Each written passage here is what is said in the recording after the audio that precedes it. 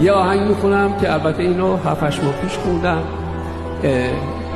این طرف داره نصیحت میکنه، حالا مرد خونه است نمیدونم، خانوم خونه است نمیدونم، ولی بیشتر فکر کنم مرد خونه است که داره.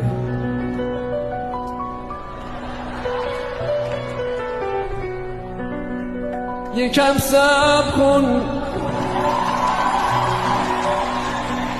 یکم طاقت بیار، شاید درست شد.